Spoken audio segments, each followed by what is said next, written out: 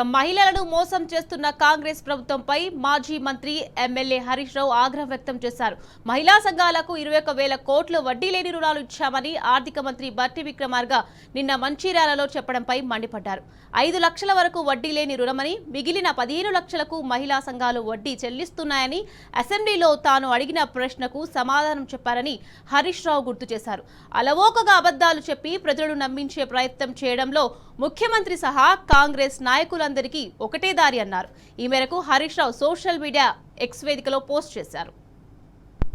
రాష్ట్రంలో ఉన్నటువంటి మహిళలందరినీ ఆనాటి ఇందిరమ్మ ప్రభుత్వం మొదలుపెట్టినటువంటి ఉమ్మడి రాష్ట్రంలో మొదలుపెట్టిన సెల్ఫ్ హెల్ప్ గ్రూప్స్, డ్వాక్రా సంఘాలకు సంబంధించి 10 ఏళ్లు బీఆర్ఎస్ ప్రభుత్వం మర్చిపోతే మేము సంవత్సరానికి కనీసం 20,000 కోట్ల రూపాయలతో వడ్డీ లేని రుణాలను తిరిగి వాళ్ళందరికీ ఇచ్చి కనీసం 1 కోటి మందిని కోటీశ్వరులుగా చేయాలి 5 సంవత్సరాల్లో అని చెప్పి టార్గెట్ పెట్టుకొని ఈ 5 సంవత్సరాల్లో 1,00,000 కోట్ల రూపాయలు మహిళలకి వడ్డీ లేని రుణాలు ఇచ్చే కార్యక్రమంలో భాగంగా ఈ సంవత్సరమే 21,000 కోట్ల పైబడి వడ్డీ లేని రుణాలు ఇచ్చాం.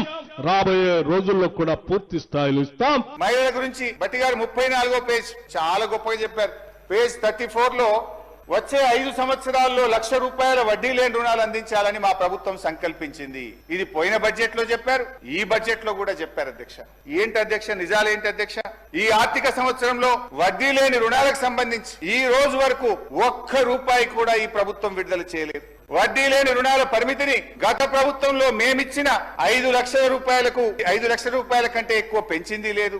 ఇదే శాసనసభలో గత శాసనసభలో మేము అడిగిన ప్రశ్నకు సమాధానంగా 5 లక్షల రూపాయల వరకు మాత్రమే వడ్డీ లేని రుణం వర్తిస్తుందని ఇది అసెంబ్లీ ఆన్సర్. అధ్యక్ష, ఇదే అసెంబ్లీలో నేను అడిగిన ప్రశ్నకే మీరు మహిళలు తీసుకున్న మొత్తం రుణాలకు వడ్డీ లేని రుణం ఇస్తారా, ఏ రకమైన పద్ధతుల్లో మీరు మహిళలకు వడ్డీ లేని రుణం అందిస్తారు అంటే ఆనాటి బీఆర్ఎస్ ప్రభుత్వం ఇచ్చిన జీవో 27/12/2015 లో బీఆర్ఎస్ ప్రభుత్వం ఇచ్చిన జీవో ప్రకారమే 5 లక్షల రూపాయల వరకు మాత్రమే వడ్డీ లేని రుణం వర్తిస్తుందో అని ఇదే అసెంబ్లీలో చెప్పారు. మరి ఇదే అసెంబ్లీలో బట్టి గారు లేసి మహిళలు తీసుకున్న మొత్తం రుణాలకు వడ్డీ లేని రుణం వర్తిస్తుంది అంటున్నారు. అంటే మహిళా మంత్రి సీతక్క గారు చెప్పింది నిజమా, ఆర్థిక మంత్రి బట్టి గారు చెప్పింది నిజమా?